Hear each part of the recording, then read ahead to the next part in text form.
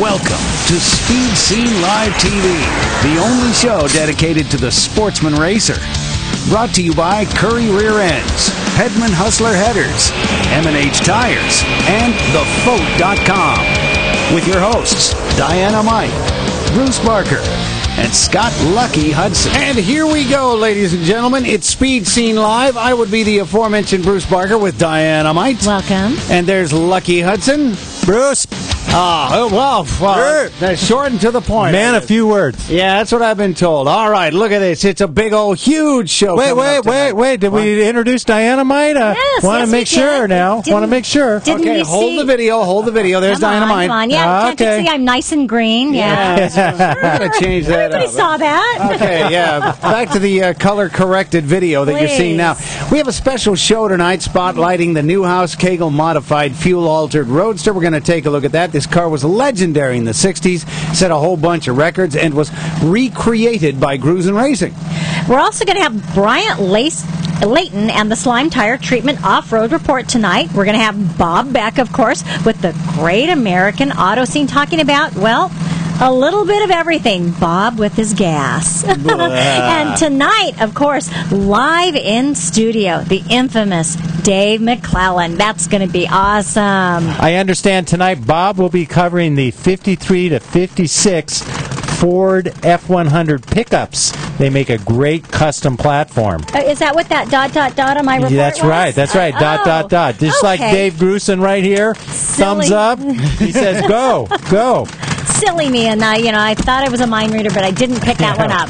Well, next week, here comes the nitro coming in. You can hear that baby crackle. Bruce, turn that up a little bit. Oh, too late. You're going to make us pass. Oh, hey. Hey, next week, we're going to talk to super gas racer Tommy Phillips. He's going to talk about his quest for the world championship in super gas. Also, later on in the month, we're going to learn how to insure your race car.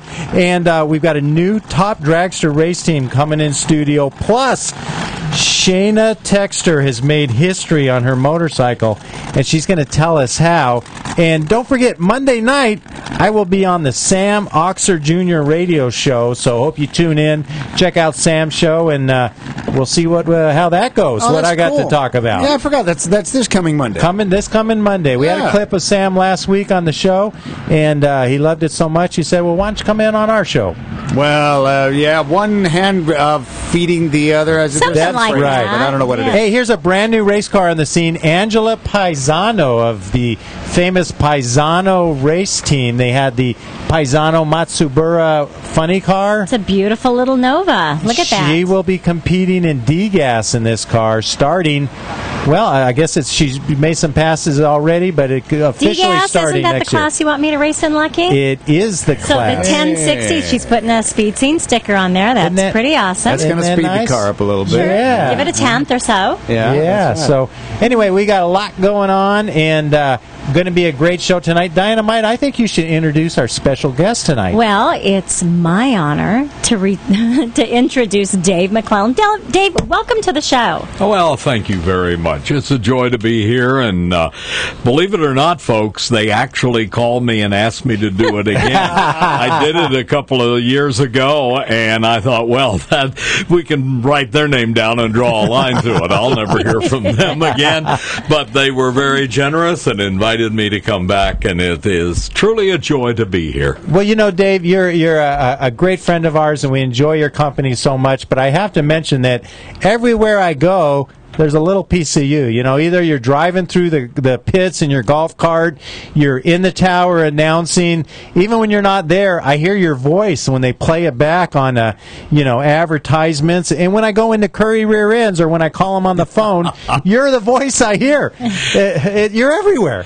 Well, I didn't do that intentionally, I can assure you, but through the magic of electronics, I can broaden my field and still sit in my front my own couch, my own house, and watch things transpire. That really is what ended my time of announcing. After 43 years, I just had to get off the road. So. Well, when I saw you at Bakersfield, I mentioned I had listened to you in the tower, and you said, "Oh no, I just got here. I haven't been here," but apparently I did hear you in the tower. Yeah, you did. I did all the commercials for the reunion that just was completed, and by the way, was quite successful. Oh, if you missed it, shame on you, because I can guarantee you'll never find another event like that one, except maybe Bowling Green, Kentucky, and that's coming up on Father's Day, and it's awful similar to the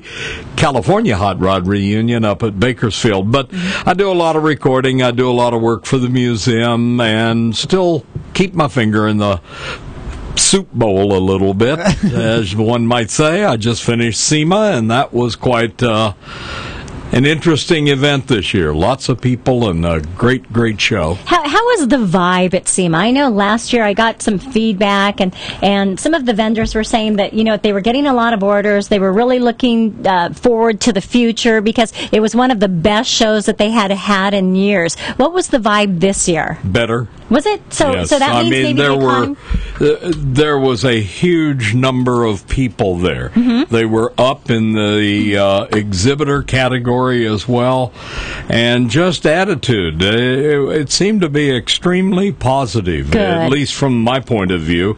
I can tell you I did 3 major events. I did the New Products Breakfast, and when I say I did it, I mean served as Master of Ceremonies. The New Products Breakfast, the Hot Rod Industry Alliance reception, which honor their Hall of Fame people and such as that, and the award winners, and the big show for the 36th year, the awards banquet. And all 3 events had the biggest crowd I can ever remember, and I've been doing them all for maybe not 36, but at least 10 to 15 years. Wow, that's great. I like to hear that. I like to hear that people are going to these events, attending these events, and hopefully the vendors are getting the orders that they need to be successful in the upcoming year. And thus that'll fall down to the racers at our level. I like to hear that. I think it's a cumulative effort on everybody's part. If the manufacturers don't have sales, then they got problems financially, and that filters down to the racer through lack of support, lack of free product. Exactly. Whatever you may be receiving in the way of help from the manufacturer, that tends to go away. When times are good, they are extremely participating with racers. They support them. Yes. Yeah, they give back, basically. Yes, which is really important. That's one of the things that we always tell our viewers here on this show. You know what? Take care of the people that are taking care of the racers. It's very important to remember that. Support the sponsors that are supporting racing for you. When you're thinking about purchasing a product, going out there, remember the people at the track that are supporting your track in your local neighborhood. Take care of them like they take care of you. Well, it's almost imperative anymore, with all the pressures that I see, at least, of outside sources being critical of the sport of drag racing or the location of a racetrack. And I mean, there's hardly a racetrack in the country that doesn't have some sort of opposition to it. And if you don't support it, it will go away, and that's not a good thing. And Lord knows you know that here in Southern California. Oh, yeah. Oh, yeah. Well, one of the things that we love about the California Hot Rod Reunion, Dave, is in addition to seeing yourself and all the big names and famous people out there, so many cool cars. And one of the cars we showed at the top of the show was the Newhouse Kegel car.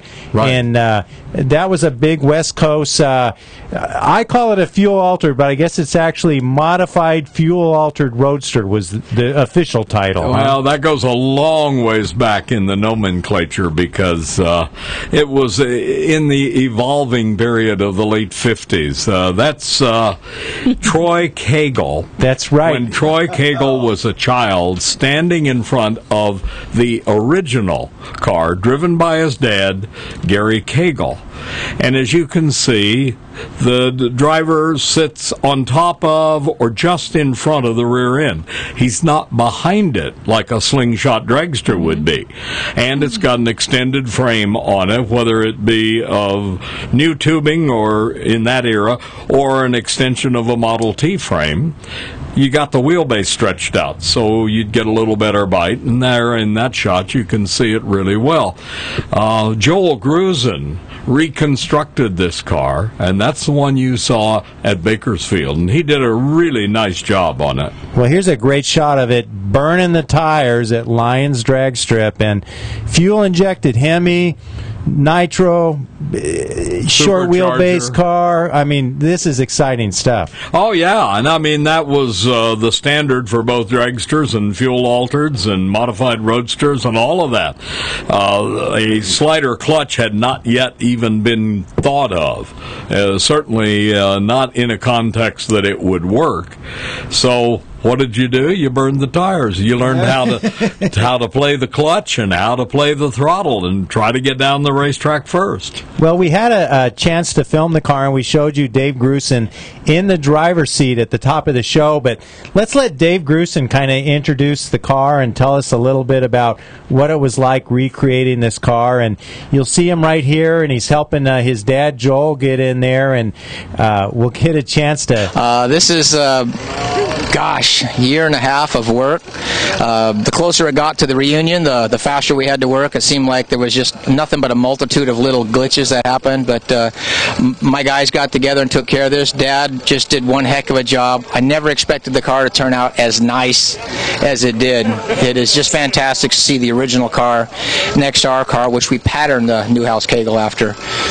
It's just gorgeous. I just can't wait to get it on the ground and have 90% nitro running through it. My name's Dave Grusin. I drive the Mighty Mouse, and hopefully get a chance to drive the Newhouse Kegel car at the Cackle Fest. It's a fuel alter that ran in the 60s, held several records, has the distinction of actually having Don Garlitz drove it one time to 181 mile an hour back in June of 1963. Wow, 181 miles per hour. Dave, that's smoking fast, huh? You need to go for a ride like that. How about Diana might? She might like that. Let me increase that life insurance How fast first. have you gone, Lucky? Well, I haven't gone that fast. I've only gone about 150. I had the pleasure of running 188 in a Roy Hill Pro Stocks car at school, and I went about 204 in a Frank Hawley alcohol dragster, and was then turned loose for an even faster run the next time. But when the next time rolled around, the guy right in front of me blew the blower right off of it, and that was the end of the day. Well, for this poor student. I think Dave has, I'm thinking Dave Grusin. I think Bruce has a shot of your Fiat Topolino that you raced. Oh, really? That was a 8-second car, if I believe. Yeah. And didn't you win the March meet? I won the March meet in 1998, a year after my son Kevin had won with his 57 Chevy. Wow. In the same category. But there is the car. That was at Sears Point. I had broken a transmission of Power Glide, and I borrowed one, but the gear ratios for the one I borrowed were like 192s and the others were 176 in the one that broke. Nobody told me what to expect. So it really hooked, huh? When I dropped the button, there is the result of it. But boy, it's a nice promo shot, isn't it? It looks great. And look at the man behind the wheel. You are really driving, and you didn't hurt the pan or the front suspension? Oh, no, it just came on down. I never lifted. Are you kidding? No. But that was a fun deal. That was taken at either Pomona or Dallas. I can't tell exactly. It must be Pomona. And this is kind of you in your element. You got the microphone. You're wired in with the headset. You're the man in front of the track. Yep. ESPN. I spent 27 years for that, ESPN coverage, and several other groups before. Oh, look, Jay Leno. Jay Leno. You know, I saw him wearing that same shirt last time I saw him. Yeah, I know. He bought the factory, by the way. But Jay has been the entertainer at the awards ceremony in Las Vegas like 3 times, and we've gotten to know each other enough to we feel comfortable doing silly things. Well, now, we were talking before the show, and you mentioned that you were back in the Mississippi area, back Louisiana, east, Mississippi, Louisiana, Texas. And this was more of a West Coast car, so even though you'd heard about the car, you didn't really see it run that much. I don't ever remember seeing it in person. I don't think it was at Indy in 1961. That was the first year I announced the Nationals. Now, it could have been. Memory plays tricks on you after a little bit of a while. But, it's a long drive from California to Indy, and especially in the old days, a lot of racers just couldn't afford to make that trek. Oh, I know, but it was still the gathering place where the best in the country came together one time. And whoever won Indy was the baddest dude in the country. And that's why the emphasis was so heavy for so long on Indy. As more and more races came on, I'm not saying it diluted it. It just wasn't quite the same. Wasn't as special. Now, this car, this is the first pass right here. The car's been recreated. It's not the original car. It's been lovingly recreated to exact detail. And, of course, the Gruzins patterned their cars, the Mighty Mouse, after this type of car. But I guess the original car was destroyed in a really bad crash. If I remember right, that's what happened to it. And I heard that Gary Cagle, and I don't know if this was the same crash, but I'm kind of putting one and one together and coming up with 11. But I hear that he was in a crash that was so bad he was one of the first people in the country to get a complete hip replacement. Yeah. That sounds like a bad crash. That is. Ouch. And it was. Well, let's take a break. We got a commercial break. I want to get out of the way. When we come back, we've got more of the Newhall Cagle car. We've got more, of course, with Dave McClellan. And we're going to have Hot Rod Bob Beck. Stay tuned.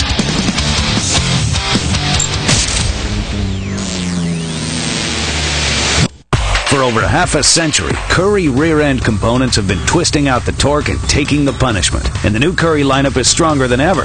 Some of the world's most capable, hardest-working vehicles depend on Currie gears, which is why you can too. Street cars, hot rods and resto rods, drag cars, rock-crawling four-wheel drive vehicles, whatever you're piloting, Currie expertise and rock-solid design means the parts will do their job, so you can do yours. Check out Currie's custom rear ends, featuring a full line of upgrades, components, and installation options. The Currie Crate rear ends lineup offers ultra-strong construction on third members and carrier assemblies. And other underside parts, like correct link steering systems, keep your four-wheeler pointed where you want it. Add in a wide variety of solid, purpose-built suspension and brake components, and you've got one tough, ready-to-go machine. Grab a hold of a Currie rear end. Talk to the experts at 714-367-2679 or view the complete line online at CurrieEnterprises.com.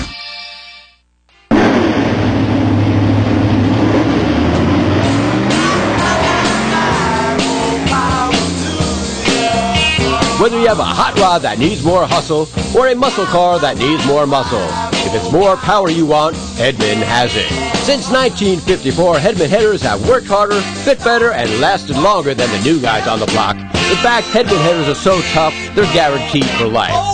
So log on to Hedman.com tonight, because if it's more power you want, Hedman has it.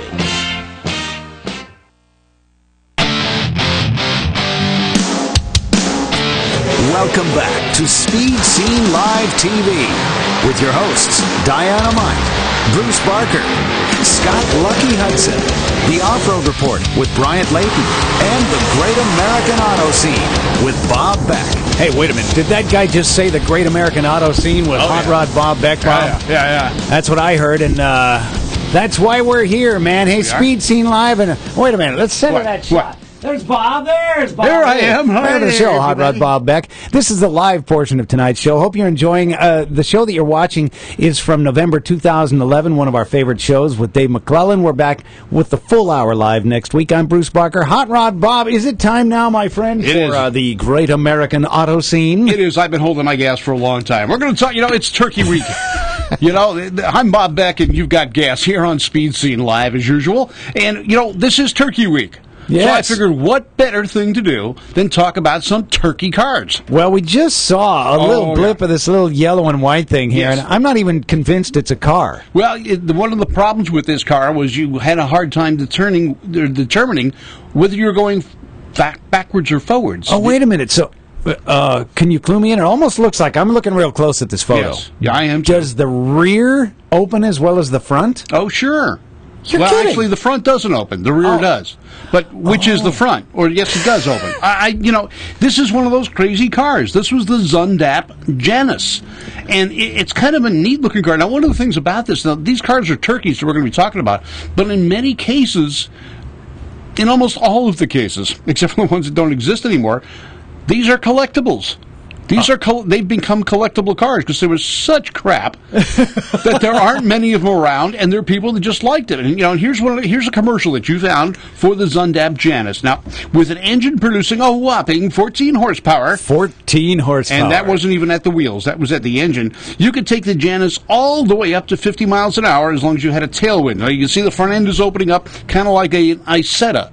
A BMW Isetta at the time. The back end opens up too. What do you know? Right. So Look at that. Oh, So that's amazing. you're following this thing down the road, and you don't know if it's coming or going at you. That is crazy. Yeah, so, it saved them money because they used the same parts in the front and the back, and all they had to do was put headlights at one end and taillights at the other end. But this thing, it had some stylish looks. It was kind of like riding a bicycle down a steep hill with slower acceleration, of course. Now, you could look at this style on a bicycle, but you can't look stylish in one of these things. But it's impossible to tell if you're cool or not with this because it's just fugly. Man, that is one crazy-looking car. Although, I got to admit, the notion of, this is dangerous. Oh, yeah, college kids. This was in a commercial, ladies and gentlemen, when they were selling the car. Yeah. Unbelievable. Well, think about that. 1958. Who cared about safety? Oh, look, they're tailgating. Yeah. Either that or it's NASCAR and they're drafting. Okay, which way is that car going? I don't know. I think they've sped this up, too. I would think so. Based on the horsepower of these things, they had to have sped it up. I don't know. Oh, that is really something. So, of course, the car that we were taking a look at just a little bit ago, there's the full shot of this thing, and what a fine And that's a shot in a museum. And if you look behind it, the blue and white car, that is the BMW Isetta. Ah, yes. And that was one of the cars that actually saved BMW after World War II. And it had the same concept as this car. The front end opened all the way up. Now, that Isetta was licensed by BMW from an Italian maker, is that right? There was, there was an Italian maker that originally designed the vehicle, I believe. Then BMW sold it, built it. It used a two-cylinder or a one-cylinder, I forget. I think it was a one-cylinder motorcycle-style engine. Amazing. But not the BMW motorcycle engine. Ah. And in some countries, it got licensed as a motorcycle because you didn't put the second wheel in the back, so it only had three wheels. Now, that three-wheel concept, we'll get into that a little bit later on, was tried by a number of manufacturers. Now, here's an interesting car. What is this? This is a pressure cooker on wheels. Wow. This was the Peel Trident. Now, if Homer Simpson could design a mini car, he couldn't come up with this thing. It looks like a small motorized greenhouse, and I'm sure you baked while you were in it anyway, because there was absolutely no shade in that car. Now, this thing, to me, it looks a bit like... a kiddie car. Oh, look at there. Oh, there. That shows you how heavy this thing was. Two guys pick it up, and it is a three-wheeler. Oh, okay. So it gets licensed as a motorcycle in many countries. Interesting. And you can see the wheels on the right-hand side, so that's probably Britain. And it appears also that the exhaust coming out of these motors is perhaps... Probably a two-stroke. Yeah. Yeah, this was 1966 when this car came out, and you can see them having fun. It's kind of like just a motorized golf cart. I wonder what the top speed of a car like this would have been. Probably faster than you'd even want to drive it. Yeah, because, that is... Oh, wow, it does not take bumps well either. No. It's a little jouncy there, a little flouncy. But they're good for racing on grass. Look at these. You're right, in about 10 minutes, you would be cooked. You'd be cooked. You'd have to wear sunblock, regardless of what time of year it was. Wow, that is, that's like a Ford, a Skyliner in Ford, Extreme, or a Mercury Sun Valley in Extreme. Yeah. Oh, definitely. Holy cow, that's amazing. Even my Corvette's like that, because it's got a glass top, and I've been told by a number of guys that said, oh, they're great in the wintertime or at night. Don't use them during the daylight. You cook. The air conditioning can't keep up with it. How about it? All right, now here's a car. Now, if many of you read Mechanics Illustrated back in the 50s and 60s, this car would always appear. You could buy it as a kit. As a matter of fact, that's the only way you could buy it as a kit. And it was one of those things just like on Christmas Eve where Mom and Dad had to put together the toys before you opened them up on Christmas morning. That's what you had to do with this one. It was a kit. You had to put it together. It's called the King Midget. It was a glorified car. It had 6 whole horsepower. Wow. And it was a do-it-yourself car. It was legal. There it is. In fact, here's the Price is Right from the late 50s. Here's the description. Rugged design with sturdy, lightweight steel frame, independent braking system on all 4 wheels. The model is obviously a bit embarrassed. Yeah. It has fully automatic transmission, a rear-mounted 9.5 horsepower Oh, this one's got air-cooled 9.5. engine. Oh. Is equipped with aluminum sport model doors, speedometer, and turn signals, and it rides up to 65 miles on a gallon of gasoline.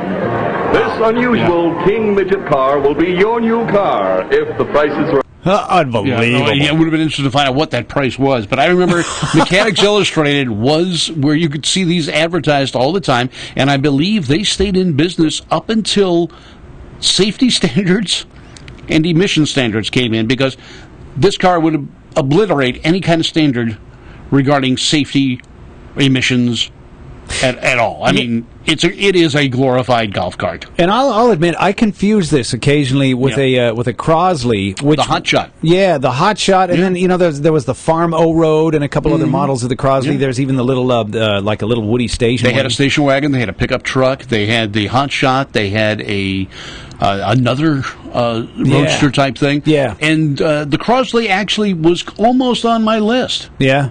except they were kind of neat in some cases, and there's a lot of them. There's a whole club that follows them here in the States. Now, Crosley, for those of you who don't know what that was, you see them on record players. Well, they were a generator and record player and radio manufacturer who decided to get into the car business. They took the engine that they made for the military for generator sets and tried to put it in a car.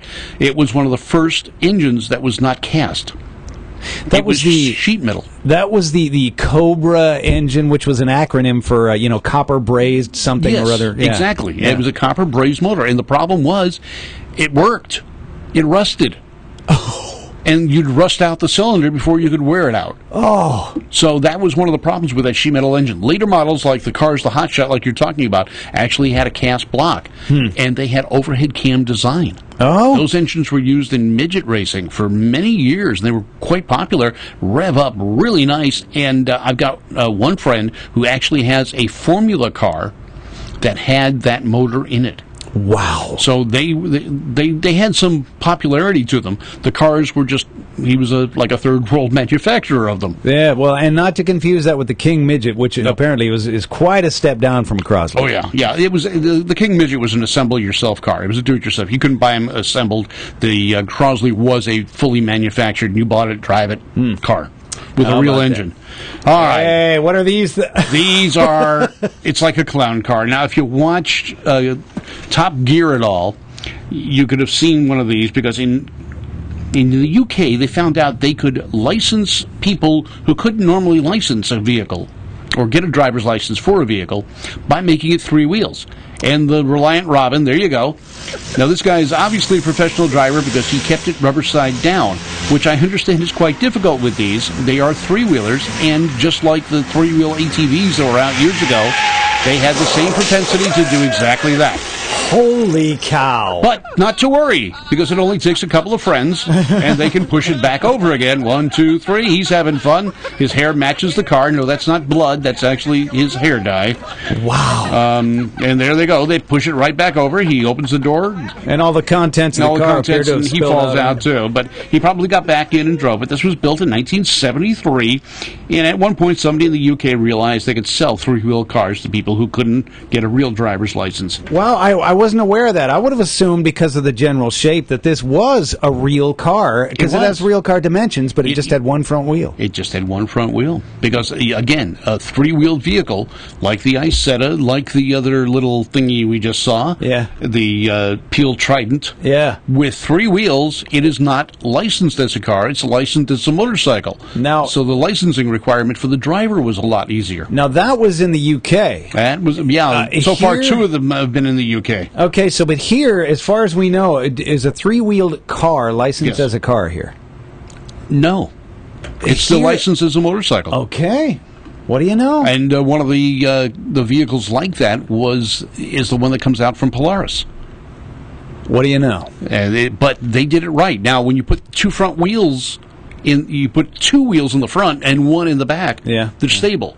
Put one in the front and two in the back, and you got an issue, right? As you've seen here. Yeah, that's why the Isetta is fairly stable, because it has two in the front, one in the back. Right. Yeah. Okay. Yeah, as stable as an egg can be. Yeah. Okay, now we move into the Dark Ages with Behind the Iron Curtain and the Trabant. This was the communist version of an economy car. The only thing economical about it is it didn't burn much gas because they didn't run very long. Oh, well, there is that. This was built in East Germany, and it had such poor construction, you can count on it falling apart before you ever got out of the driveway of the dealership. Now, I recall when I was actually in Europe about a year and a half after the Iron Curtain went down. The Iron Curtain fell, and there were still Trabants on the road. And there was smoke coming out of the tailpipes of those things, and they were trashy little cars. They definitely were. But here you're seeing some in road race form or rally form, and they go over just as easy as a three-wheeler. Now, these things are built, it's a composite body, right? It's not metal? I think it's some weird plastic or something. It might be. There's not much information about them here in the States. They were never exported out of East Germany legally.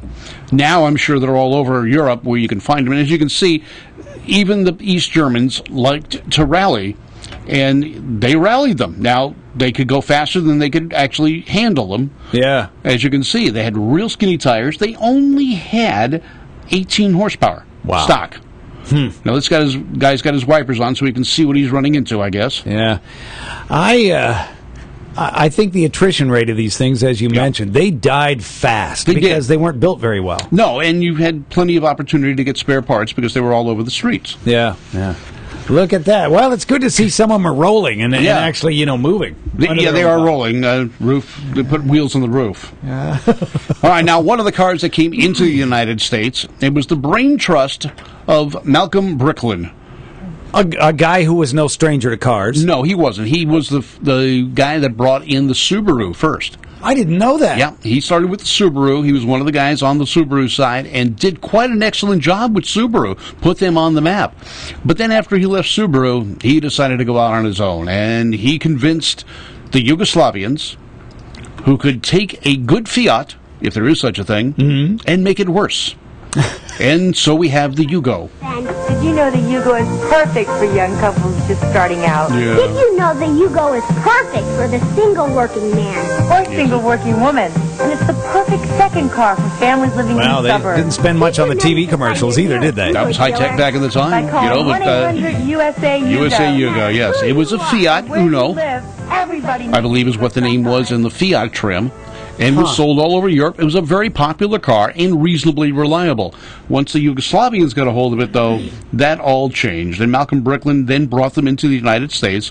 The GV on the Yugo GV, it actually stood for great value. And now you think about it for a second. This was a Fiat. It had a lousy reputation. Of course, everyone said it was a Yugo, not a Fiat. Yeah. Which, okay, it was on license from Fiat, built in Yugoslavia. Sure. Now Fiat's running Chrysler, and the reason they're running Chrysler is so they can improve them? Yeah. Makes one pause. People forget about why Fiat left this country. Yeah. It's funny, having owned several Fiats, I cannot...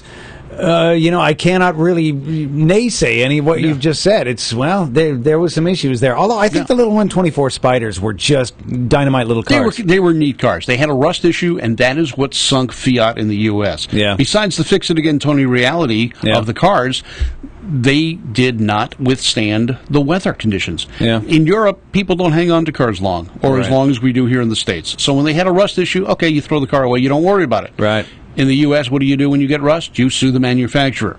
So enough people complained. They did have severe rust issues. They forced Fiat into a major recall. Fiat did pay for the recall and then left the country. Yeah, can't say I blame them. And there was some really iffy cars in that period too. The Strada was one. The Brava was another. The Strada was sold as a Lancia.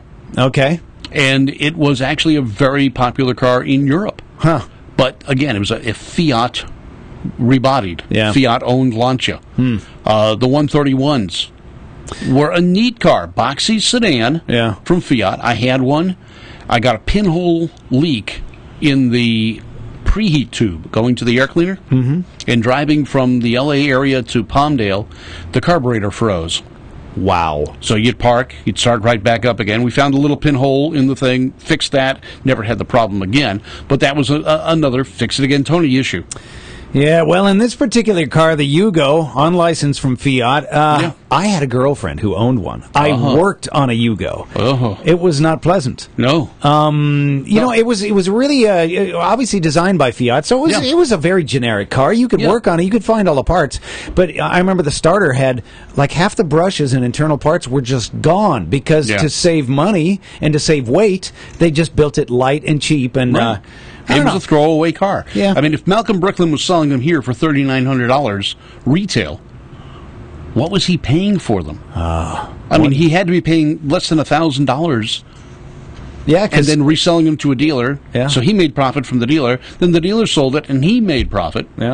So when you go down the line, but it was a very unreliable car that sold thousands and thousands to people who couldn't afford a real car. Yeah. Well, I guess it's important to note, too, that, you know, we can make jokes and whatever about these cars. Some of our viewers are driving these cars, and that's totally cool. Glad you're keeping them alive. Hey, Bob, I want to grab a phone call here. I want to make sure that we've got Chico on the line. From Moon. Yeah, because we're going to talk about that in just a little bit. Hello, Speed Scene Live. Is this Chico? Yes.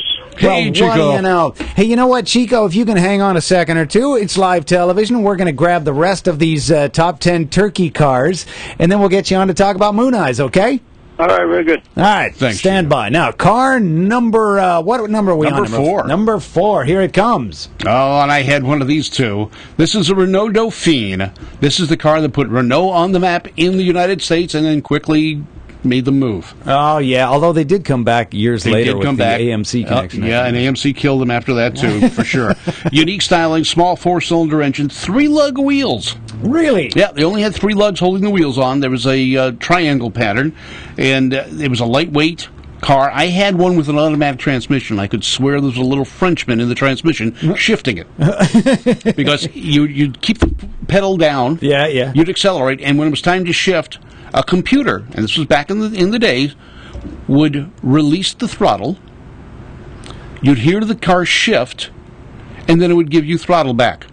You didn't have to lift your foot. There was no clutch to step on. Wow. But it sounded just like a stick. They were kind of neat-looking cars. They were nice-looking to an extent. The French used them as police cars. Of course, they never caught anybody. But it was just kind of a cute little car, and for the time, it was frugal, 40-plus miles per gallon. Enough horsepower at the time to be run over by just about every other car on the road. Now, we did see one back here. I think that was it was the Henny Kilowatt, which was a Dauphine that was converted to electric operation, but I don't know any more than that. Yeah, but it was a neat little car. It served its purpose.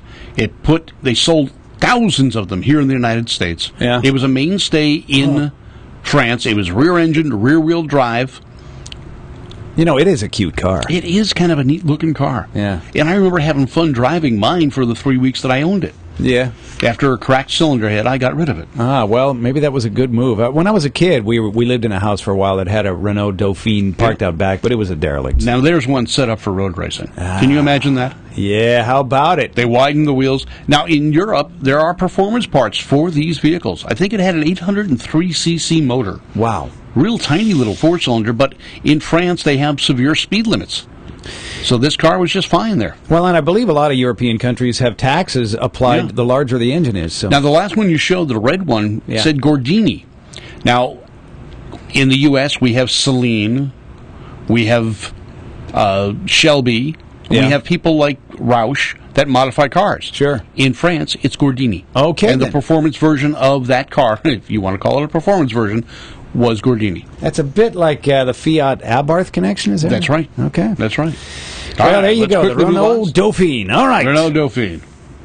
And next up is... It is the Canadian-built, Malcolm Bricklin conceived safety car, the SV1. Oh, is that a safety car? That's what they called it. Now, this car supposedly, and then there's photos of this car getting into a crash at 50 miles an hour, and the driver opens the door and walks out. Well, it does have this, what appears to be a collapsible nose. It is a sprung front bumper. Oh. It's not like the ones in cars today where you hit it once and it's over, you replace it. Right. This one actually had springs behind it and was solid enough that it could take the hit without damage. Well, that's an interesting concept, because, we had shock absorbers in 80s car bumpers, Yes. but this one's sprung. Sprung. actually. And now it's a composite plastic body, so you never had to worry about rust. They had Ford engines and they had AMC motors, just depending on the production date. There were a few, probably 100 or two, that were made with manual transmissions. They had 351 Windsors. Oh, so they were healthy Yeah. engines. Yeah, but the car weighed almost 2 tons. Oh, my. It was a heavy machine. The doors are gull wing style, as you saw that one just about opening up there. Yeah. But they were about 100 pounds. Holy cow. So there's aftermarket kits for these, for the people that have them, to make them air pressurized. So they open by an air canister. Ah, a little assist there. Yeah, a little assist. You need the assist. There's the door opening. It looks like maybe he has one of those kits. He Is it probably open does. If you look behind the seat, you see a big rod that opens that thing up. by- well, that's the darn. Has he ever driven one of these? No, and I almost bought one before I bought the Corvette. I found one. It was really nice. The guy had it had a 351 motor in it. He put an AOD transmission behind it, Edelbrock intake, headers, just some other things that really fixed some of the problems the car had. Gave it some horsepower, and I didn't do it. And I kind of wish I had, because I've always, as fugly as that car is, Yeah. I kind of liked it.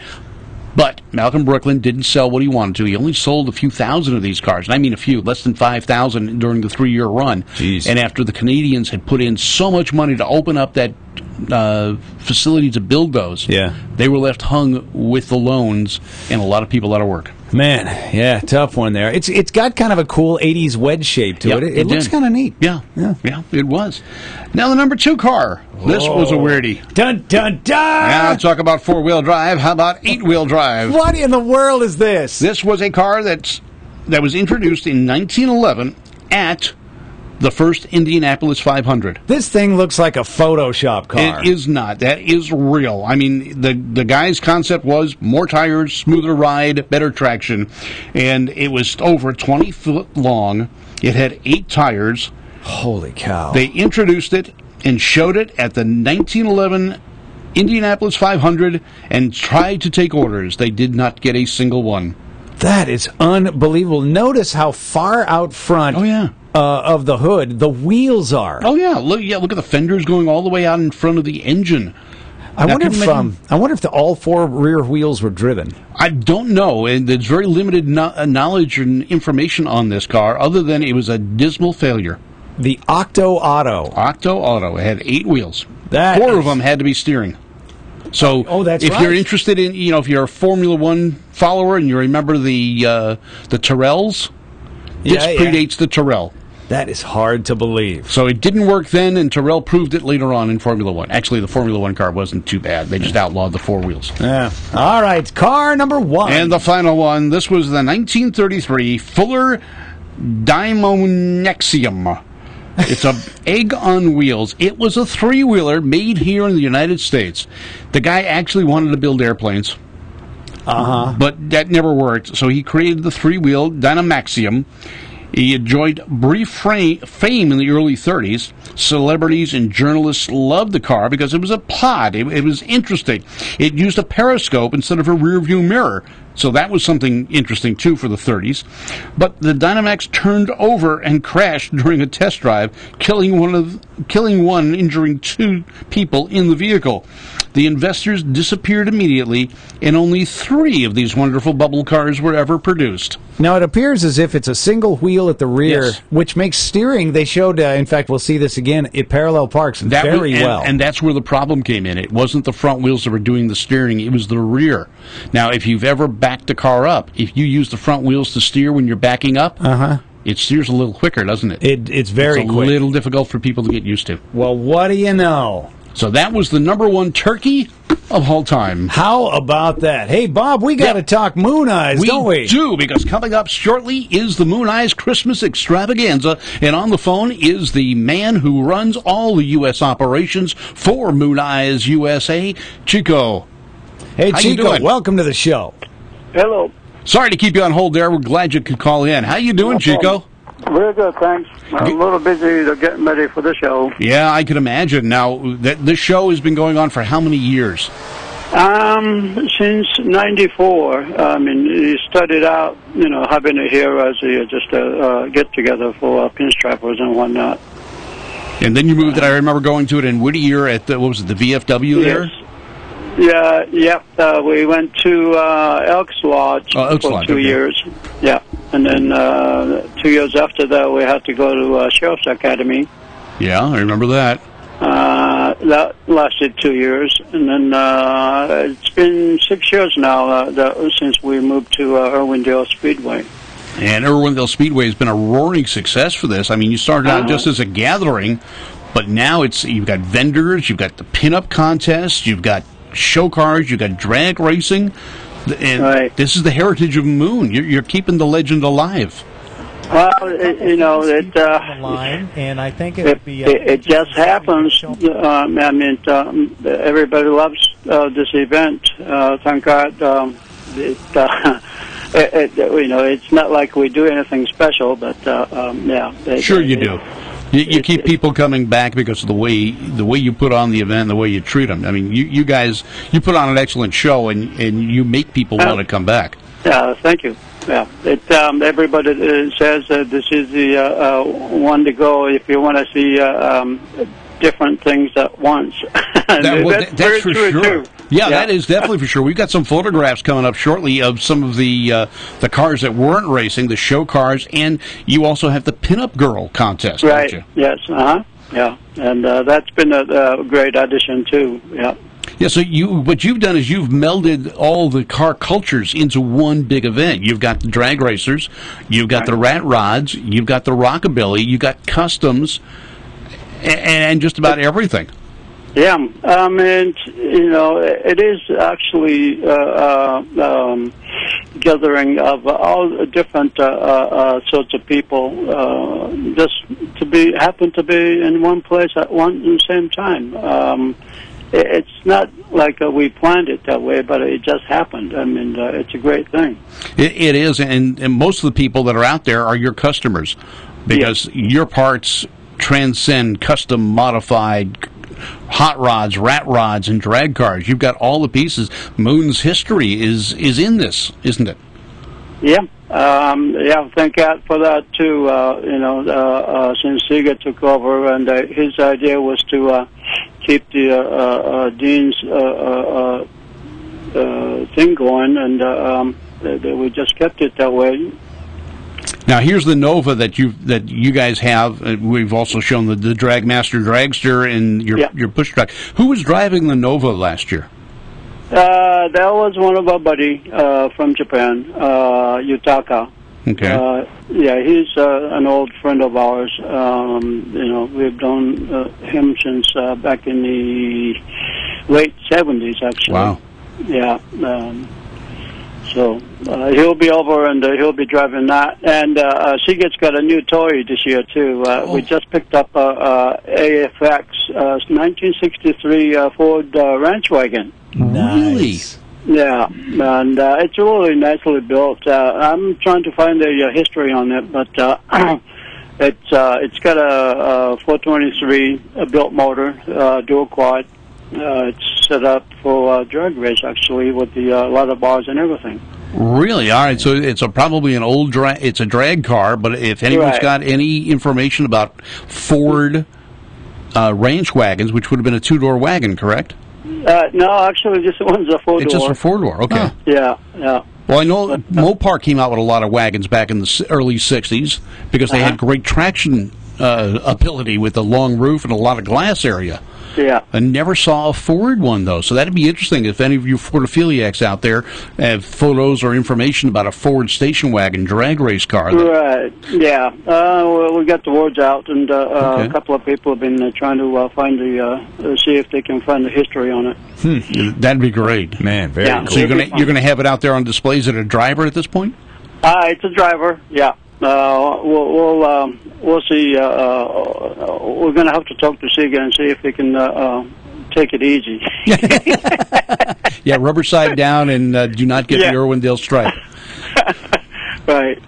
But speaking of that, now Shiggy had a little mishap in Belgium this last year. Yeah, unfortunately we did. It just he did a great burnout, and but as soon as it kind of took off on him all of a sudden, and there was nothing he could do. Now you got the car back. We got the car back. Yeah, luckily the front end took all the shocks, so the frame was straight. I got it back, repowder coated. The body is back, repaired. Oh, good. The front end pieces we're making them again. So. And that's one of the things, making them again. You guys make all your products, don't you? Yes, we try to as much as we can. We have it's not a fabrication shop, but we have enough machinery to where we can make pretty much everything. We built our Bonneville car here too ourselves. Good. So. Just a few pieces that we need for the front end, and it'll be done. We were trying to get it done for Christmas show, but it looks like it's not going to happen. No, it's too bad. That is a neat car, and we'll be good to see it back on the road. It'll be good to see Shiggy when he comes back in town as well. Now, this event is December 8th. Right. At Irwindale Drag Strip in Irwindale. Do people have to pre-register? You can, but you don't have to. You can certainly come in on the day and pay at the gate. Okay, but they can pre-register if they go to your website. Yeah, we're taking the pre-registrations, but it'll close this Saturday. This Saturday, so you got to get that pre-registration in now, or get your entry at the gate. Now, last year, I don't know if we got the shot here, but last year the spectator cars filled up the oval, the 5th Mile Oval, 5 or 6 lanes deep. Yeah, that's been happening last a couple of years, 3 years.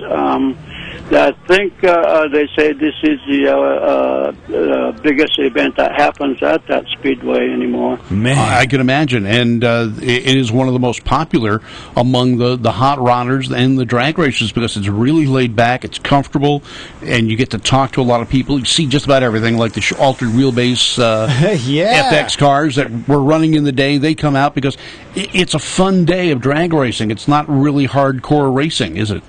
No, we try to keep it. I mean, this started out as just a gathering of amongst the good friends, and we kind of wanted to keep it that way.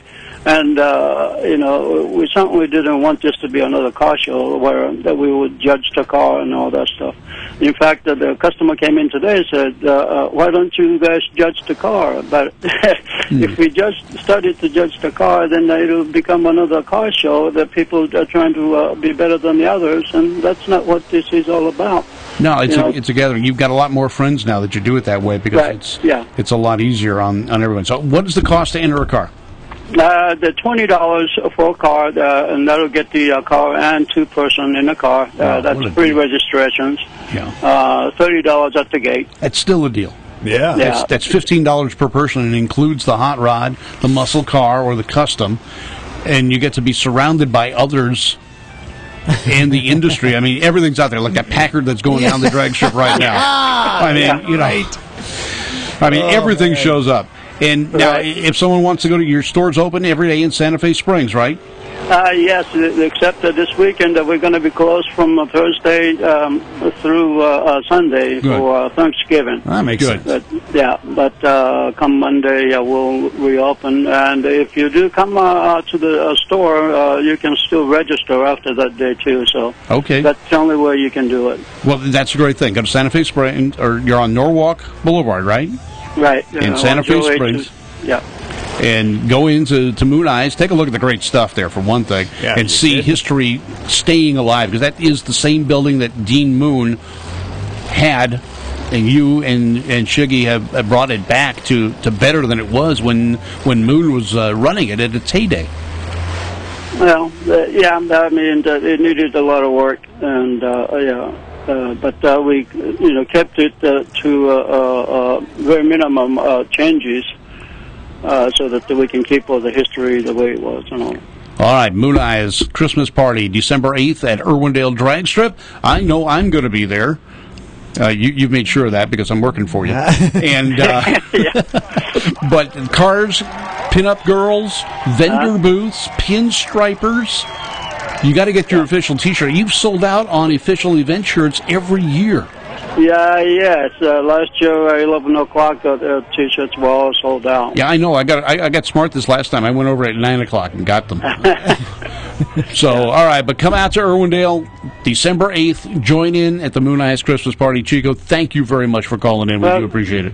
Great. Thank you very much. Take care now. Oh, that was loads of fun. Ooh, man, that's going to be one fun event, huh, Bob? It definitely is. And, like I said, I'm going to be the guy on the PA there calling the races, telling you what's happening, what's hot, what's not, and what's going on throughout the day. Man, I can't believe it. After all this, there's so much more show to go. I know. We have essentially an encore presentation of a program that we enjoyed with Dave McClellan last year, so there's a whole bunch more of that show still to come, Bob. All right, let's go back. All right, here we go. And by the way, thanks for joining us for Speed Scene Live. It's been a pleasure. And again, the show's not over. You're just hearing that music as a transition point here. But Bob, Great American Auto Scene, some fun turkey cards. We tried, definitely. And Moon Eyes is going to be great. Oh, yeah. All right. Well, 'tis the season for a whole lot of fun stuff going on. Let's get back to that encore show from about 1 year ago with Dave McClellan, our special guest. See you next week, Bob. All right. Take care, Bruce. All right.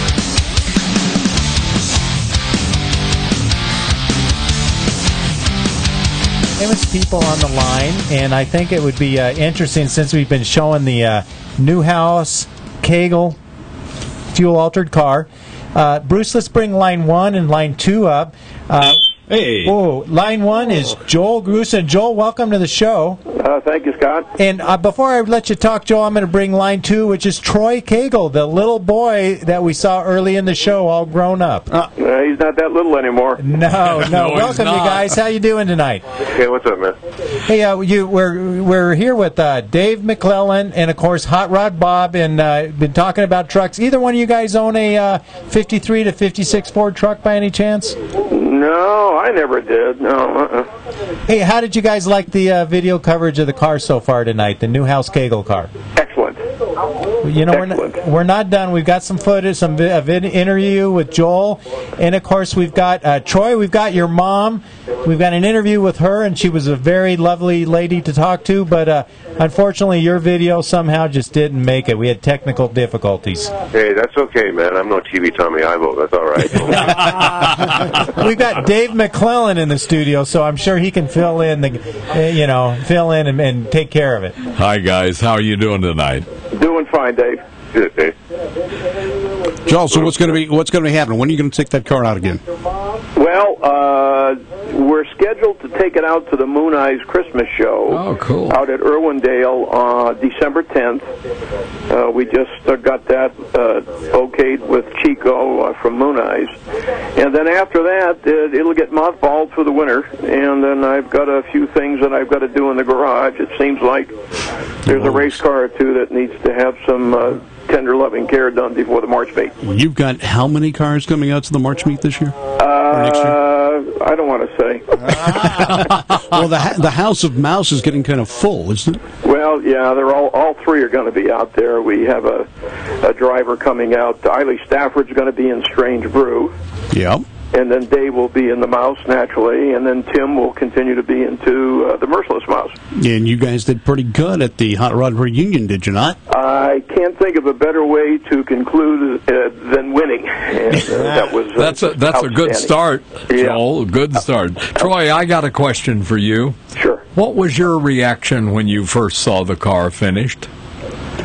Well, I had tried to do the thing myself, several years ago, and I ran into some personal problems that I'd rather not talk about on the radio, but that's okay. But don't bring them up then. Don't bring them up. No, I'm not going to do that. But the thing is, Joel has been a friend of mine for a long time, and he approached me about doing the project, and he talked to Steve Gibbs about it, and it was okay with him, and it was okay with me. So he got started on it. I have no financial interest or anything in it. I lended a little bit of a helping hand right before they brought it up to Bakersfield for the reunion. But it really does look nice. I mean, Troy, did the original car get completely destroyed, or is it out there somewhere? Well, it's out there somewhere. There's actually, you know what? I don't know. I got to say I don't know. It may or may not be. I don't think it is. It may not be. I doubt it. It doesn't really matter at this point, I don't think. Well, they did a great job, and I love this photo of you standing in front of the car. And later when we get a chance to talk to your mom, she'll talk a little bit about you growing up with the car. And but it's just so great because, you're a big guy now. And, it's... Yeah, but you looked so cute in front of that car. That was one of the things I loved about people would always take a picture of their kids in front of their car. No matter what kind it was. And of course, he's wearing a little Moon Eyes T-shirt there too. Yeah, nice. Some of those Moon Eyes T-shirts still out in my garage today. I just got a package of my bad stuff laying around here. Well, Joel, we want to thank you for letting Dave take it down the track, and we got some footage of it going down the track, and you guys were very conservative and not crazy at all. You didn't, go nuts. You just slowly went down the track, but it's nice to see that car go down the track. Well, I had an electrical buzzer attached to Dave. If he got too nutsy, I was going to push the buzzer and give him a little bit of a shot. Where was that buzzer attached to him? Because I've heard about those things. At the wake-up place. No comment. Continue a great program, guys. We'll continue to watch. Thank you, guys. Appreciate it. Y'all take care. Bye-bye. Bye. Well, actually, let's listen to Dave or Joel Grusin talk a little bit about that car. In the next video clip, we get a chance to have him sit in the car and just sort of talk about some of the people that helped him out and got it going, and we'll get a chance to, he's posing for all the paparazzi, but he did take the mic. I'm Joel Grusin, and I'm the owner and one of the builders of this commemorative car of the old Newhouse Kegel, or Kegel Newhouse car, which ran back in Southern California in the early 60s. I started on this project in 2008. And we completed it approximately 2 weeks ago, which would be the first part of October 2011. Several people were very, very involved with this, specifically Jeff Smith out of Hesperia, Tracy Terry out of Lakewood, California, Brad Terry, Dick Mosley, of course my son Dave Grusin, and of course my wife Dee Grusin, who is the major stockholder in this. But without these guys and their assistants, who incidentally they're all on our crew for the race cars, this would never have happened. Both Troy Kegel and his mom, Fran Kegel Sanger, were very gracious enough to give us the verbal authorization to run this, do the car, and this is what we came up with. And we hope you enjoy it. Dave, there's so many cool cars out of the Hot Rod reunion. What's your favorite style of car? Is it the dragsters, the funny cars, the altereds, the door slammers? I know you got a soft spot for those Fiat Topolinos, but yes, that is one of my great interests, but I also like the gas coupe sedan. The first race car I ever had was a 39 Chevy Coupe with an injected 364 cubic inch Buick with a 3-speed LaSalle transmission floor shift and a 57 rear end under the car. So a race car that looked like a car. Well, yeah, if you could consider the rust and the lack of paint and all the things that were on it. It looked like a real car. I mean, that's the cool I part. personally, at the time, thought it was the fastest race car in the world. But I rapidly learned that it really wasn't that fast. But at the time, it seemed that way. I had bought the car from the original owner, believe it or not. Wow. When I was in college in 1956 at Iowa State. Wow. And I drove it for a long time before I took the motor out and put the Buick in it and did all the work on it. But it was fun. It was fun. Now, we had a great group out at the reunion called the Geezer Gassers. So would your car have fit in with their style of gasser? Oh, it would have fit in the style-wise, but appearance-wise, I don't think I could qualify for the Geezer Gassers. They did have some nice stuff. They got some gorgeous cars, and they're all in the style that it was done back in the late 50s, early 60s, which means the front ends are high, the rear ends are low, looking for as much weight transfer as They've they got those can straight get. axles on Got them. the straight axles. In my car, I didn't have enough money to buy lead to put in it, so I took the spare tire, which laid flat in the trunk floor in a little well, and I went down and I got the valve that they have at the tractor farm stores and put that in the air where you fill the tire with air, and what it does, it lets you fill the tire with water. You put water in the so make it heavier. And I mean to tell you, that tire was the heaviest wheel and tire combination you ever wanted to try to pick up. And it was sitting right over the rear axle, so it helped give a little bit more traction. But they always were working for more bite, because the tires were practically maybe 5.5 to 6 inches wide. Wow. Yeah, you didn't have the good hard M&H rubber tires. Yeah, or you didn't have those great Curry rear ends back then either. No, you didn't. Well, hey, speaking of great rear ends, Dynamite. Oh! Let's take a commercial break, and when we come back, we'll have more with Dynamite and everyone else. Speed Scene Live. Keep it here.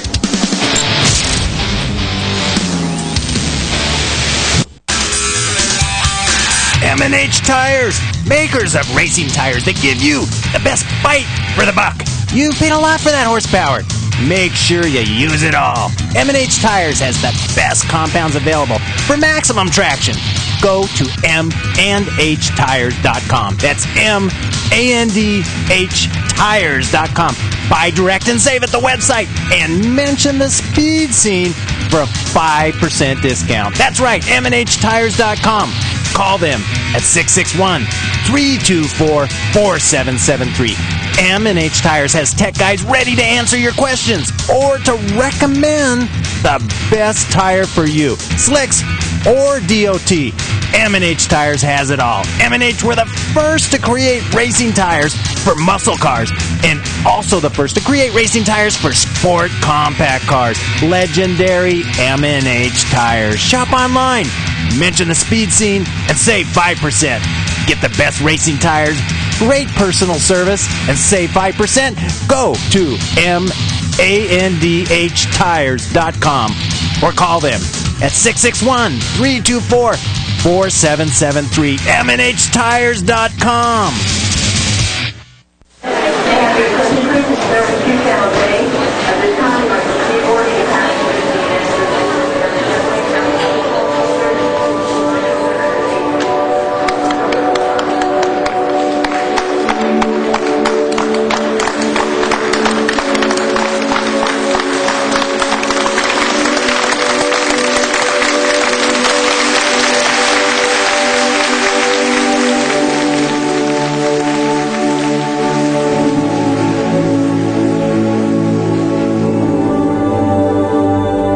Everyone in the armed forces that has served to defend our great country and our freedom. All of us here in the United States of America would like to offer our sincere appreciation for all that you do and all that you've done. To every family that has made a sacrifice for us, we thank you.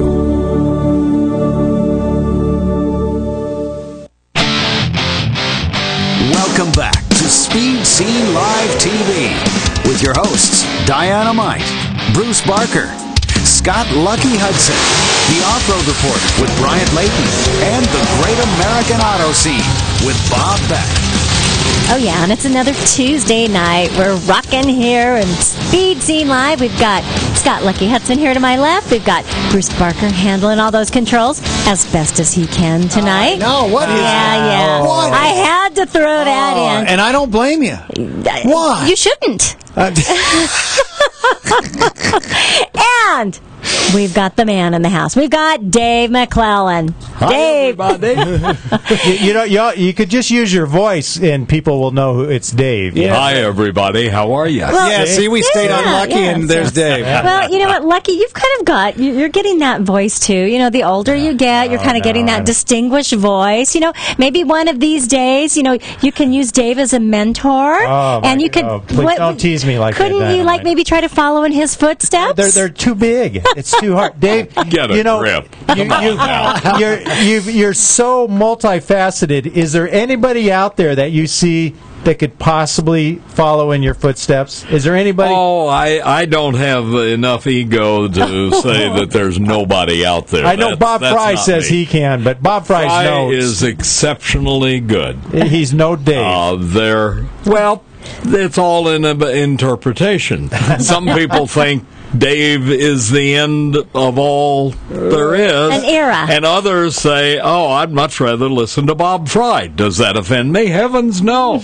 Everybody has favorites. Yeah, but aside from Bob's mom that made that statement, is there anybody else? If so, I have not had the opportunity to work with them. A lot of guys are very, very good. But I was blessed not only with a good voice and the ability to string words together sometimes. Tonight's not been the best night. But seriously, I've been very fortunate to work in so many different areas. I started in radio and television in 1955 and have worked in it ever since. There's not a year gone by that I have not done something on radio and TV, and it just continues to go on and on. It doesn't matter. Track announcing, and I've done motorsports from Formula One, the real Formula One, either live or a track announcer, all the way down to tractor pulls, including motorcycles. I was the host for the Speedway motorcycles. My good pal Steve Evans, the late Steve Evans, and that's him in the golf cart next to you right there. Boy, was I big. Oh, boy. Mercy me. I have lost more weight. Yeah, there's some good cooking going on at home. But no, Steve and I worked for a long time. That's a great shot of myself, Bernie Partridge in the center, and Steve Evans on screen right. And we were the announcers for NHRA for I don't know how many years. I guarantee you it was well over 15. And we were the only ones. That was it. You were always the guys. That was the hard thing to... Well, now wait a minute. Now we got to ask you about this question. Yeah, this picture look at that here, picture. because I know that you enjoy singing quite a bit, and I've been told that you have a very good voice. You got a little cowboy hat on there. But are you Willie Nelson quality singing? Yeah, he invited me to come on the show with him and sing bass. Is that Mama sang bass. Gotta sing tenor. That's it. What did Linda Vaughn sing? Because whatever she wanted. Anything she wants. I hate to tell Still, to this day, anything she wants. That was at the SEMA show, by the way, the Willie Nelson and Linda Vaughn shot. Again, much like the Jay Leno shot earlier when we were just clowning around. That's me and all my radiant glory in one of Roy Hill's Ford Thunderbird Pro Stock cars. And as you can see, that's shifting. We talked about cars. There is my C6 Corvette. I had some money left over after my father passed away from his estate. I had kind of backed away from announcing and all the traveling, and I decided this old man deserved a present to himself. So was that like a birthday or? No, it was just for the heck of it. I'm still alive. I'm going to go do it. What, dear? We got it in October. Well, I got it in October. My birthday is in October. But it wasn't intentionally a birthday present. That's when they delivered it. Mm-hmm. It was the 5,024th Corvette built of the C6 model run. So it was very early in the year, in the model run of 2004 is when I took delivery. And that's a very beautiful car. Yeah, it is. And it's the best color, of course. Daytona red. Sunset Orange. We had thought about doing a dark blue that they have. Daytona blue, I think it is. I don't know what exact color it is. But my wife and I had the opportunity in Bowling Green when we were there for the reunion to tour the factory. And they were running about every 10th to 15th car on the assembly line was the new C6. And I asked our guide, the good friend of mine that works the event, I said to him, is there any way I can see all of these colors outside where it's in the sunlight and not under fluorescent lights? And he said, sure, we got about 30 or 40 of them out back. I'll take you out there.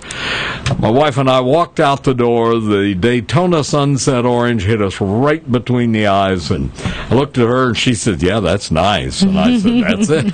It's just like the first time you saw your wife. It was love at first sight. Exactly right. Exactly right. That's me. I don't know where it is. That's Hayden Prophet and his Corvair. So it was sometime in the 60s, probably mid to late 60s. You can't see enough of the car, but I think it was about a mid 60s Corvair body. I do not know where that is. I have tried so hard to remember, but nothing there serves as a landmark for me. Well, you got that giant microphone in there. Oh, isn't that nice? Yeah. Hey, listen, but one of the things that we love to do here on Speed Scene Live is the Off-Road Report, sponsored by Slime Tire Treatment. And we'd like to welcome to the show Diana Mite. Well, we'd like to welcome Bryant Layton. Bryant, welcome to the show. Hey, guys. How you guys doing? We're doing great. Are you hanging in there? I know you're tired. After SEMA last week, I mean, SEMA was just absolutely incredible this year. I mean, it was some of the coolest things, like, Kim Block doing his rally drifting out in the parking lot out front, and just the celebrities everywhere you're seeing, and had a great time out there. It had a really, really good time. Great. Dave said that it was very well attended. It was, it was packed. It was really packed. I was there Wednesday and Friday, and it was pretty packed the whole time. And one thing that I was doing was I was wearing my Speed Scene Live shirt, and people were actually coming up and saying, hey, how you doing? We watched the show. Aww. I got that a couple times. That was pretty cool. Nice. I got a call from a guy, or a message from a guy that was out at the NHRA race at Las Vegas, and he was hanging out with Fast Jack Beckman in the VIP area, and he said some guy's walking around wearing a Speed Scene Live T-shirt. Nice. Well, what do you got for us tonight, Brian? Well, we're going to change it up a little bit. First off, I want to give a quick shout-out to Dirt Sports Magazine. We've had Marty Fioca on the show a couple times. My daughter, my little 3-month-old almost, is in Dirt Sports Magazine this month in the reader poll, sitting in a Rockstar helmet, and we actually won a free GoPro camera out of that. So I want to give a shout-out to Marty Fioca and everybody at Dirt Sports. We really appreciate it. But this week, we're talking something a little bit different for off-road. Actually, when the off-road racers, I don't know what the drag racers, I think you guys, when you want to relax and take some of your cars out, you guys go and do a cruise. Mm-hmm. Okay, for us, we go out and we still play in the dirt. Yeah. And this actually now, after Halloween, starts the season for, the Glamis sand dunes and the Dumont sand dunes. And we go out there and we have a great time, you know, and actually out here in Barstow, it gets really busy out here with motorcycle riding and everything like that. And we just want to, you know, talk a little bit about, you know, basically when you guys are going out to these fee-paying areas like Dumont and Glamis, make sure you guys are paying your fees. The BLM's not against you. They're out there to, you know, make sure everybody's safe and have a good time. And those fees to get in there for the weekend, those are the fees that, you know, support the BLM and support us and keep our deserts open. I'm going to be going out to Glamis, not this weekend, but next weekend. Unfortunately, this year I'm not going to be doing the Baja 1000. I'm actually going to go out to Glamis with all my buddies from high school. So, should be pretty entertaining. That should be fun. Yeah, you know what? It's, you know, we're making it every year. We used to go out there in high school, and if no one's ever seen the Glamis sand dunes or heard about them, it's basically they filmed Star Wars out there when young Luke Skywalker is being picked up, and it's just sand dunes for miles, and that's all it is. It's, you know, east of San Diego. You can take the dunes all the way into Mexico, and there's just, you know, hundreds of thousands of acres out there, and everybody goes out there sand rails and their buggies and their quads and their dirt bikes, everything, and just goes out there and has a great time. But every year there's also, you know, you hear about different things that are happening now, you know, in the world of off-road with closures and everything like that. So one thing I just really want to stress is there's a lot of people heading out to the dunes. Please make sure you're paying. Please make sure you're not drinking and driving, and please watch your surroundings. Everybody's got to be safe out there. We've got some footage here of a green buggy in the sand, and it looks like a youngster is driving. They put a little pillow in the back so he could reach the pedals, and he's going along and he's doing a wheelie on the back wheels for, like, I don't know, hundreds of feet, and it's just hilarious. Oh, yeah, this video's been going around forever, and I saw him one time out there, and they had a big crowd around him, and he's like, he said, Dad, you want me to do it? And he did it. This kid is doing a wheelie at over 55 miles an hour in this buggy. I mean, that's what's great. You know, that kid's already doing wheelies and buggies. Imagine, he's 10 years old there. Imagine when he's like 19, what is he going to be doing? He's just got this big old grin on his face. He comes in, ooh, let me do another pass. Well, if you were driving your dad's $100,000 sand rail, there'd be a big grin on my face, too. And doing a wheelie. I'm surprised the dad's letting him get away with that. But you know what? He looks like he's doing a really good job. He's in control. Well, I did the exact same thing in my dad's $500 '64 Pontiac Tempest, and he was not happy at all. Yeah, right. Well, people ask me how I got into off-road, and my dad, if he's around when someone asks me that, the first thing he says is, well, he took my Mercedes when he was a sophomore in high school and got it stuck in the dirt in Palm Springs in the sand. Were you off watching the submarine races? It was a true story. I was off-roading a Mercedes. I did get it stuck. I lost my license for 6 months. Oh, man. Yeah. That hurts. Wasn't a good thing. But, hey, Bob, by the way, your segment tonight, F100s are my favorite truck, all-time favorite. I had a 73 F100 that actually I raced off-road in Class 8. I love those trucks. Well, that's pretty cool. You know, Brian, I had a couple of 71 F100s, and they were just regular haulers, but I really love those things. They are good trucks. My dad had a 56, one of the ones that Bob was talking a lot about. I still remember. I think I have a picture. It was gold, and it was a great truck. It had the big window in the back. All the off-road guys love them because the I-beam front suspension, you get tons of wheel travel out of it. Oh, that's right, yeah. Well, Brian, great segment, and I got to tell you, I'm wearing my Over-Rev T-shirt tonight just for you. The Over-Rev Motorsports apparel line, great stuff. Love it. Tonight, I'm styling. Everybody check it out at OverRev with 2Vs Industries.com. Thank you guys very much, and we'll talk to you next week. Take care. Take care, Brian. Well, you know, Dave, we've all kinds of motorsports out there. You know, we've got the off-road, we've got the motorcycles, all kinds of racing going on. But somehow drag racing kind of captured your heart and soul. Well, I went to my first drag race in 1955, and I had been going to oval track races around Kansas City for 3 or 4 years prior to that, and was really interested in it.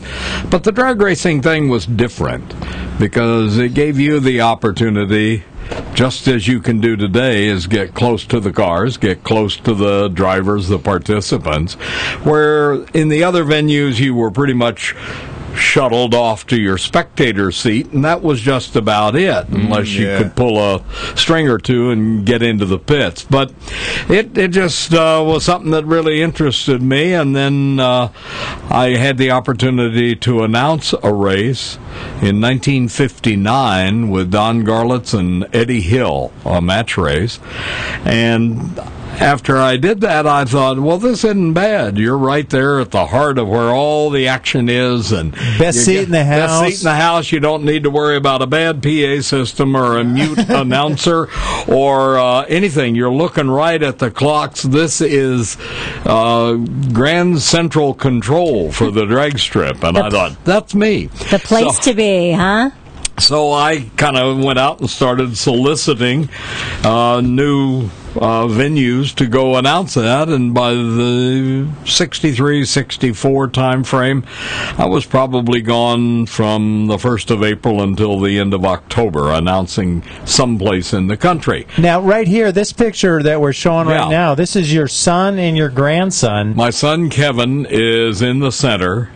My grandson, Daniel, who is currently racing as well and doing quite well at it. And one race, they actually both made it to the winner's circle out of Fontana. Right. Kevin ended up winning. Daniel was runner-up by about 1,000th of a second. Wow. And it was just one of those things. We were all looking forward to them being winners in the circle together, but it didn't quite work out that way. But it was quite a tribute to both of them. Well, and to you, I mean, what a tribute, to all these years of drag racing and being involved, and your son and grandson. Here they are carrying on the family name. That's got to be one of those oh wow moments. I think that probably most announcers, I can't say for all of them, but I think most announcers in the sport have a secret desire to be a driver. I know I always did, but I came to the realization that if I'm going to try to make some money, it's far better to work as an announcer, even though in the early days you hardly got anything. But at least when your microphone broke, it didn't cost that much. That's exactly right, and it wasn't my responsibility. So, as I say, it was the choice one had to make. You either announced or you raced. I tried to race Pomona three times in the latter stages of my announcing career with my Fiat, in the last year of the Pro Stock truck inaugural year, when there were 4 different makes and it was sort of a match race thing. I got a chance to drive Roy Hill's car at the World Finals, his truck, and I had a great time, but I came to the realization I couldn't do both, announce and race. So I made the right choice. You did. I just had to delay it a while. I actually raced my Fiat for almost 10 years. Yeah, but you're still you're an announcer that actually did get the opportunity to race. There's a lot of announcers out there that's all they ever do is just announce. I know, and that I always approach the two schools by virtue of the opportunity to live the life of the driver of those respective cars, the alcohol dragsters and the Pro Stock cars. Which is the best? Well, for me, I enjoyed the Pro Stock car because you're doing something. You're pulling the levers to shift the gears. You're actually using a clutch to leave. I mean, the perfection necessary to be really, really good in Pro Stock is almost unbelievable. And with the modern day cars running the speeds that they do and the rapidity of having to change gears, it's almost unbelievable. You watch it on the onboard cameras on the sports coverage on ESPN, and you can hear them go whop, whop, whop, whop. Yeah. And they're in 4th gear there. That's just like that. And just like that.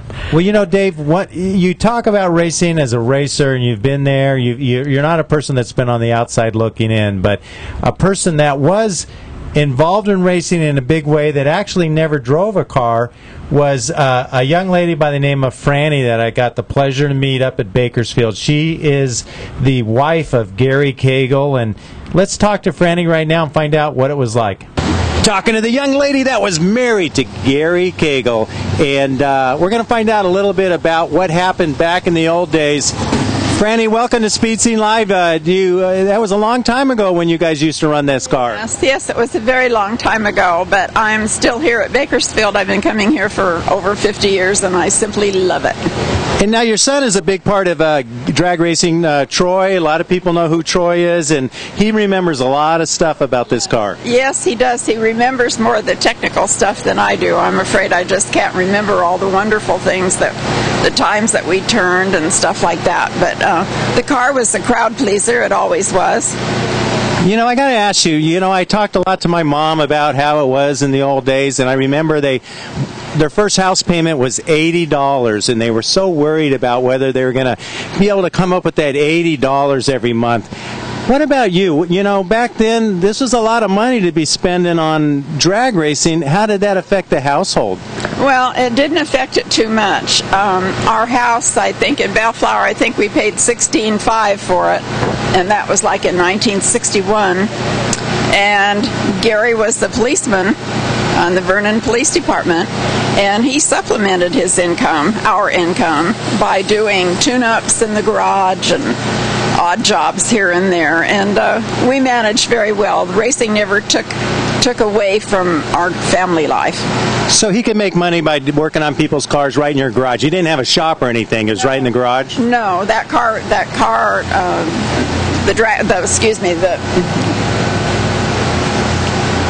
the modified fuel roaster was built in our backyard. That's the first thing I saw every morning when I opened the garage door.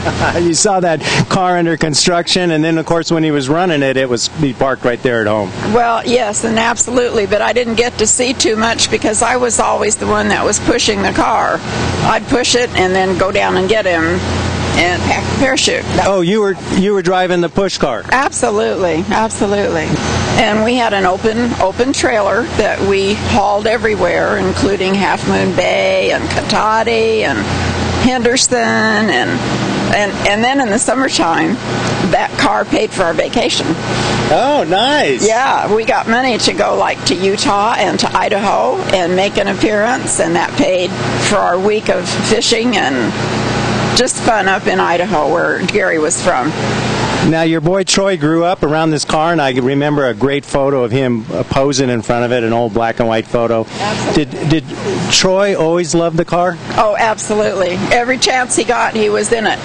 You would see him with that big helmet on and his great big gloves, and when he couldn't get in it, he had a great big box that a refrigerator or something came in, and he painted it on the side, put a number on it, and put a modified fuel roaster. And he would sit in that box with his helmet and gloves and make noise.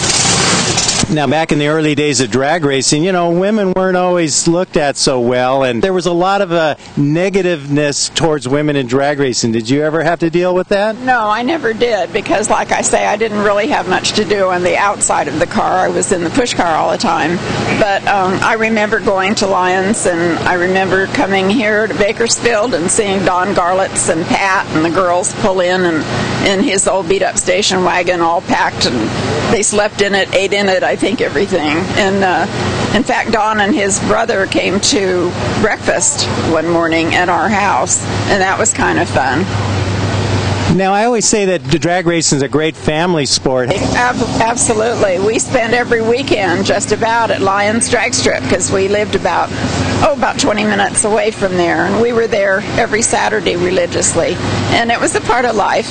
I'd pack up the cooler with Cokes, and everybody said I made the best tuna sandwiches at the drag strip, and everybody would eat tuna sandwiches and have fish breath all day, but that was okay. But you didn't have to spend a lot of money back then to go racing, and you could go out, and there was a real sense of camaraderie and family of drag racing, and people were always happy to see you. Absolutely, absolutely. And beginning Sunday night, that was our time, and him and his dad would go to the movies a lot, and during the week we did whatever, and at the night time the guys would come over and work on the car, and that was kind of our regimen. Gary was a very good provider, being a policeman in the daytime or night shift, whatever it was, and then usually he'd drive home in a strange car and say, I'm doing a tune-up, or I got some spark plugs to change, or this guy wants his tires rotated. And that did all the extra stuff that never came out of his paycheck. It was great. Well, it sounds like in addition to being a great drag racer and really dominating in his time, sounds like he was a hard-working guy. He was. He was very hardworking. He was very opinionated. Ask any of the old dragsters. He was very opinionated, but he'd give you the shirt off his back.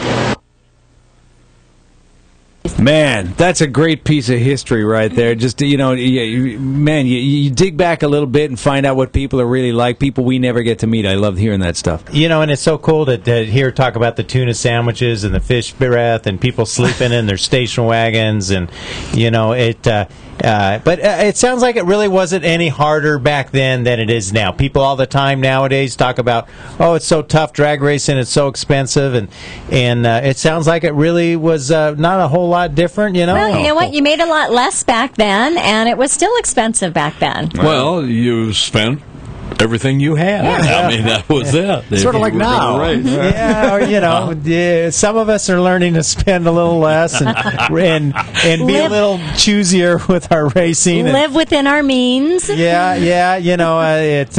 on, that's not the American. It is my way. It's not an easy lesson, Dave. It's not an easy lesson, but when you run out of year before you run out of when you run out of money before you run out of year, that really hurts. Yes, it does. And when you have sponsors and you make commitments, you got to make sure that you follow through with those commitments. So I'm one of those guys that's learning to race within my means and try to not, as you say, spend everything you have. Or overextend. Well, I put it in this context, and I think it was a movie title, Reality Bites. Yes. You understand? Yes. And when you come to the realization that, you're taking food out of your kid's mouth or your mouth or whatever it may be, you just say, this isn't what you ought to be doing. Well, that's true. Dave, I want to thank you. We went a little bit overboard. It's such an honor and a pleasure to have you on the show. And you know what? To us, you're really an inspiration to everybody involved in motorsports and announcing or media. Anyway, you're the guy, Dave. You're the man. I thank you for the kind words. I describe it as the luckiest guy in the world. I was able to make a living doing something I had done for fun. And if that's not the good deal, I don't know what is. Well, I appreciate you coming in. Bruce, Diana Might, great job tonight. Yep. Next week, we've got more stuff. We're going to bring a Super Gas racer in, and Tommy Phillips talking about his race to the championship, his try to be number one, and so much more stuff. So make sure that you're here next week, each and every week, Speed Scene Live. Excellent. And, of course, every second of our extended-length show tonight will be seen in the encore presentation, which is coming up next. We do want to extend a huge thank you to you for watching the show every week. We totally enjoy doing it, and thanks so much for tuning in to watch us here at Speed Scene Live. And we'll be back 1 week from right now, right here at Speed Scene Live. Speed Scene Live TV, the #1 online motorsports TV show. Brought to you by Curry Racing Rear Ends, M&H Tires, and TheFoat.com.